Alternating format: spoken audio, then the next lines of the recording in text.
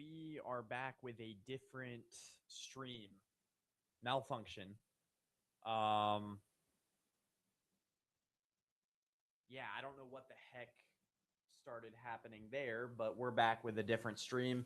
The camera cut out, and then I had to end the stream, but we are back. So if you guys want to hear what happened with Mike Evans, um, then I did that on the last iteration of this stream. This is not good. Fuck StreamYard. But yeah, I guess we have to get back to kind of what I was talking about. Uh, but yeah, so we just got to the Mike Evans pros and cons. I'm not going to spend any more time on that topic. So if you want to go look at it, go check out the last live I just did 2 seconds ago. But yes, so Niners now signing. Let's talk Trent Williams, and I'll get to Max Crosby. I do want to touch on a little bit of the NFL for sure, but the 49ers signing Vidarian Lowe and the greater Trent Williams picture is kind of how I had this set up.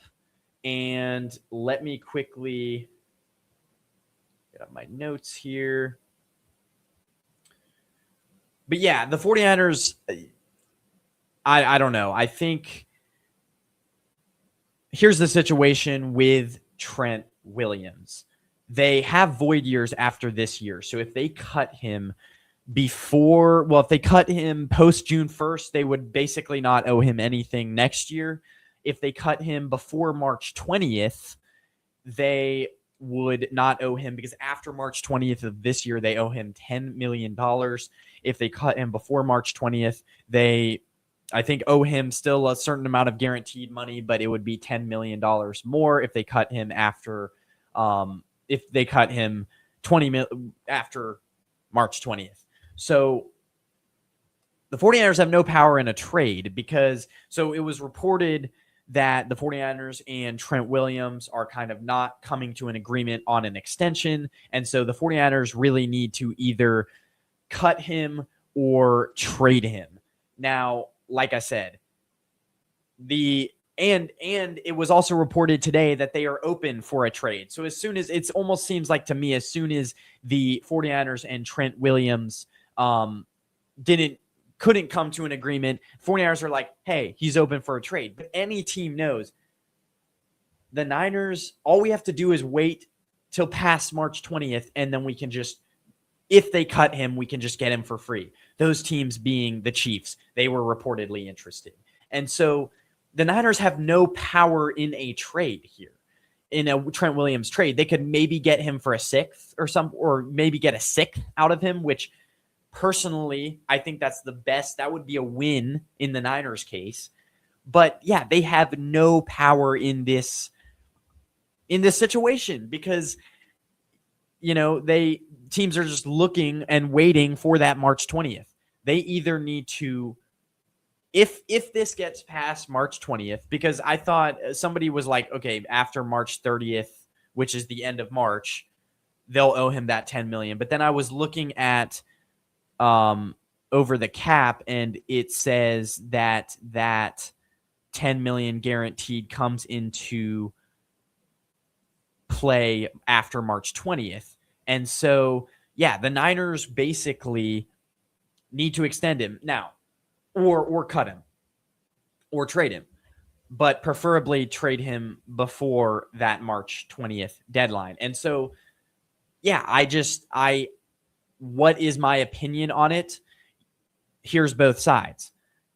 Before I give my opinion, Williams obviously makes this team. I mean, he is a future Hall of Fame left tackle. He obviously makes this team better, but he's 38. And the Niners are trying to get younger.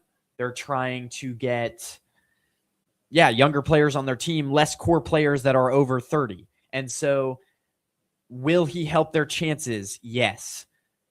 But let's all just admit and agree that Trent Williams or the Niners aren't winning a Super Bowl. I don't care. And if you guys want to see the Mike Evans breakdown, that was in the last live, and then my video completely decided to go bonkers. But the Niners, even with the Mike Evans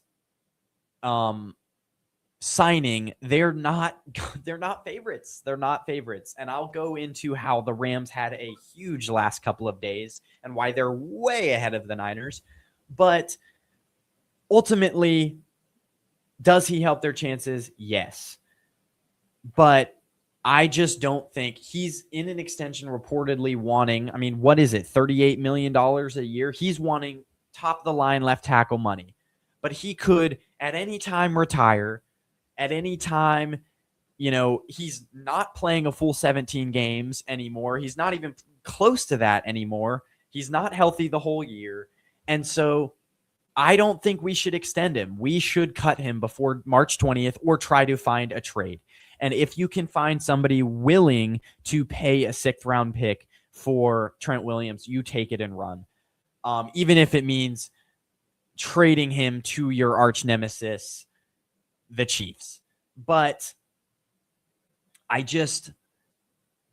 don't think it's worth the money, especially at 38. Now, do they have better options out there? Potentially. I mean, I don't think there's really a better left tackle that they could trade for or even sign right now. But I mean, you could take a chance on a guy in the draft in the first round, a Monroe Freeling, maybe trade up and get a guy. But I don't think, first off, I don't think that extending him, yes, we need a good offensive line, but he wants an extension. He's not willing to take an hometown deal, so don't get it done, is what I'm saying. And I'm going to get into, I mean, I guess this is a good kind of segue into our next topic, that being, I do like the direction the 49ers are going with the signing of Mike Evans and just kind of admitting, okay, we're not going to be able to address this in the draft. Receivers at Kyle Shanahan. And also quickly going back to what I said in the last live stream before my camera cut out, going back to that with the Mike Evans thing is this now allows the Niners to, we don't even have to, the flexibility to, we can draft a receiver whenever we want. It doesn't have to just be the first round. We can draft a Malachi Fields. We can draft a whoever in the 3rd round and maybe let him develop. Malachi Fields is a great receiver, but he needs a more diverse route tree. And so we can draft somebody like that and let him develop. Jordan Watson or Watkins, who we drafted last year in the 3rd round, now, can have a good year 2, can kind of start to get those targets. He's going to be developing. And so I'm excited with this Mike Evans extension. Now, we talked about him a while ago, so I'm not going to harp anymore on Mike Evans, but with this is kind of all tying into this next topic, and that being, I like the 49ers direction. I like that direction that they're going, but they should have considered signing these players, and I'll tell you guys them right now. Kobe Bryant signed. Let me quickly go to the free agent. I'm going to talk about winners here in a second, but Kobe Bryant signed with, let's see here. I don't know who he signed with, but he's a guy who got signed today, and I can't remember in the moment. I could scroll down on Ian Rappaport's Twitter or X, but it would take a while because he was like one of the first free agents, and it's been going crazy today. But I would have liked them to get Kobe Bryant, a safety who plays Jair Brown's position, and he would be a major upgrade over Kobe Bryant. He would have been a guy. Isaac Seumalo just signed with the Arizona Cardinals, and I'll mention them as a winner in day 1. Boye Mafe signed with the Bengals. He's a guy who, it was like, if the Niners don't want to go edge in the first round, he would have been a perfect guy to sign. But here's the thing. Caden Ellis, unless he just got signed, I don't think so. I think it's pretty dead right now, free agency. Caden Ellis is still out there, and he was a guy, it was reported that they were super interested in him, and he obviously, I mean, so those are the guys I wanted them to sign: Kobe Bryant, Isaac Semualu, Boye Mafe, and they already got signed by other teams. But this is just day one. Like I said, Ellis was tied to Raheem Morris in Atlanta. So he has ties. He would fit perfectly next to Fred Warner, and we need to upgrade at linebacker. He's a guy who is probably worth 8-9 million, and you could get him. And he's way, I think, better, clearly better than D Winters. And then here's another guy.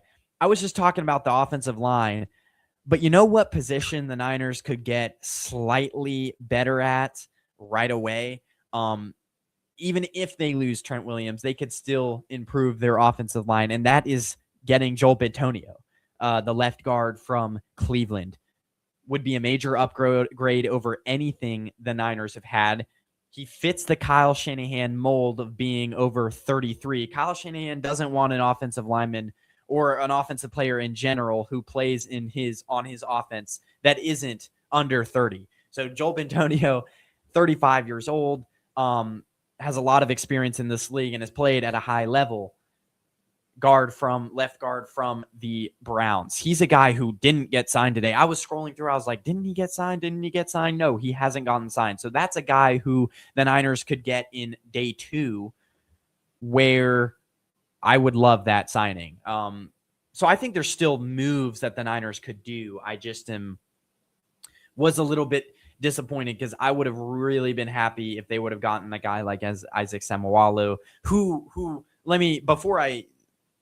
when I mentioned him just a second ago, I didn't mention what he got signed for. He got signed for $11 million a year. I thought this guy was going to get like 17, 18 million. He got signed for $11 million a year. And I'm just like, the Niners really couldn't have outbid that, and gotten a really good left guard. Boye Mafe, I believe, only went for no, he was a little bit more. He was I want to say 20 million a year. He was a little bit more. Kobe Bryant as well. But yeah, but Bentonio's still out there. So hopefully day 2, we sign somebody like that. All right. So we've kind of gone through all the Niners topics I wanted to talk about. I won't cover the draft today just because I want to see what now happens on day 2 of free agency. And I typically would have wanted to maybe do a show tomorrow, but I had more time today. So who got richer after day 1? Who kind of won day 1 of NFL free agency? You're looking here. I mean, I'm looking here. The Rams, they signed Watson, hold on, let me go to the Rams really quickly. We're talking about, this is why I loved that we re-signed Eddie Pinheiro and re-signed John Weeks. And, did I even go over Vidarian Lowe, the Vidarian Lowe signing? Because I went over Trent Williams. I never went over Vidarian Lowe. Let's quickly touch on him. He started 17 games at left tackle for the year 2024, started 17 games, I believe, at left tackle. I have his profile pulled up right here. Yeah, started 13 games in 2024 for the Patriots. But as we all know, their offensive line that year was terrible. And then this year was a swing tackle, started 4 games, obviously, for Will Campbell. And so he's more of a swing tackle. This isn't a move that it's this isn't going to be the replacement at left tackle. This is like a replacement swing tackle signing that the Niners are going to sign this guy to be their swing tackle. So this isn't a move that really says anything for me. But it's a move where it's maybe they truly are trying to extend Trent Williams, I think. And they're just playing hardball because otherwise they're going to have to draft somebody, really. And that means that it really, I mean, going into the draft, you want to have some sense of mystery. You know, you don't want to tell teams, okay, we have a gaping hole at one of the important positions on our team, one of the most important positions on our team. Guess who we're going to draft in the first round? I don't know. Could it be left tackle? Like, the Niners, if they don't extend Trent Williams, are telling everyone who they're drafting in the first round, which isn't always a good thing. But yeah, Vidarian Lowe, not a signing that really speaks to me, except from swing tackle. But anyway, back to who won on day one. The Rams clearly is one winner. We're talking about, I mean, I love the Mike Evans signing. I love the Vidarian Lowe signing. I loved Eddie Pinheiro coming back. But, I mean, they traded for Trent McDuffie. Now, they really paid a lot, but they signed Jalen Watson, the other Chiefs cornerback. They re-signed Cameron Curl. So they're already a winner. The Arizona Cardinals were very active. Isaac Seumalo, LJ Collier.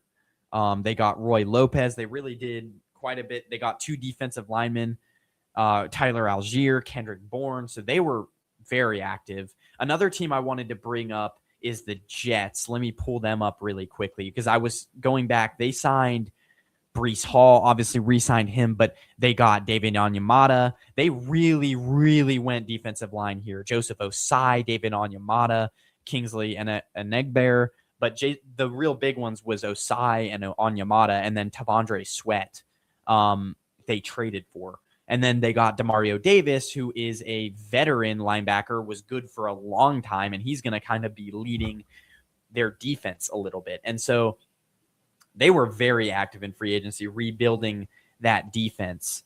And then loved what the Bills did with acquiring DJ Moore, re-signing Connor McGovern was a really good move as well. And then obviously the Baltimore Ravens were, well, they had quite a few free agents go out, but do we want to talk about? Yeah, let's quickly talk about Max Crosby. Was this price too much? 2 first-round picks is what they paid for him. And I wanted to actually open up the show with this, but then I was like, no, I probably should talk Niners first. If you look at the multiple first rounds, if you look at the history of teams that have traded multiple first-round picks to get anyone, it's not a good history. But all that being said, the Ravens are in their window. Lamar Jackson isn't getting any younger. They need to win now. There could be, they really are. They fired, John Harbaugh, but they are really one good play caller. Like their offensive coordinator, his name is escaping me, that Jesse Minter hired. I don't know his name, but if he's good, that play caller, then they're really one good play caller and one good receiver, another good receiver, except from Zay Flowers, away from being one of the contenders in the AFC. So I think for where they were, this was a good move because they really just need maybe one more good receiver and their offensive coordinator to pan out for Lamar Jackson and this team going to the Super Bowl. So Max Crosby to the Ravens wasn't a smart move for, say, paying for 2 first-round picks. If the Niners would have done that, absolutely not. I would have said, hell no. But was it a smart move for the Ravens? Yes, it was a smart move for the Ravens. Paulo, if you're still watching, my bad. I saw your comment and then forgot about it. That is my bad. Mike Evans is old and breaking down. He will fit perfectly in San Francisco. That's kind of what I've heard from a lot of Niners content creators. But here's the thing. Would have you rathered Romeo Doubs? I wasn't too thrilled about the Romeo Doubs move. I really wasn't. I mean,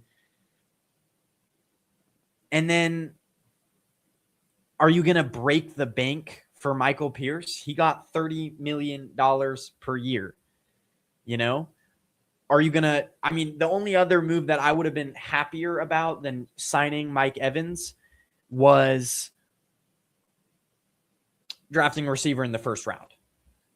I mean, the Niners still have DeMarcus Robinson on, and this doesn't mean like they still have DeMarcus Robinson on, they technically don't even have to draft a receiver. They still have DeMarcus Robinson on contract. They have Ricky Pearsall. They have Jordan Watkins, and a bunch of young guys. So, and another thing, it's like you're bringing in a veteran to teach these young guys, to kind of set a good example. I think it's a good move in that way as well. So, but yeah, I mean, another team kind of getting richer. The Chiefs were when you're talking about teams getting better, Chiefs very up there. Kenneth Walker, and then Kyrus Tonga was a big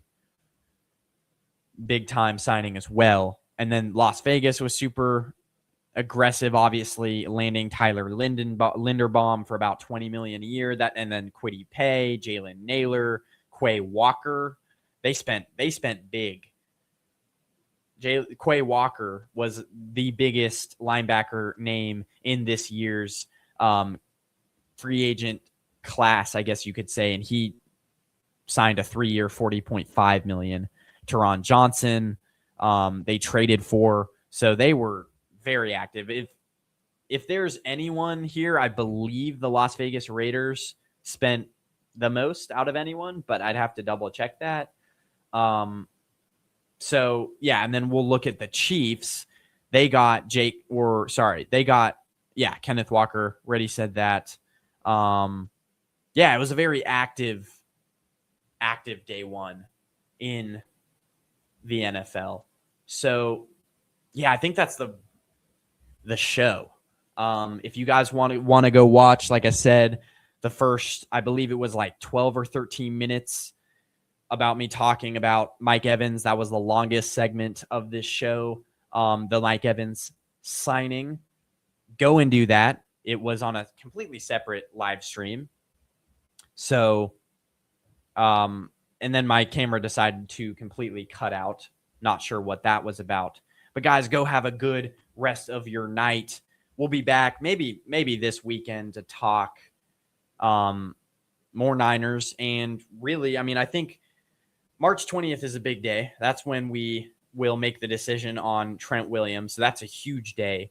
And then really after the next couple days, we'll know who else the 49ers sign, really. And that's another thing. It's like the Niners have never really been a huge day one free agency contender. So tomorrow I'm really interested about who they get, who they sign.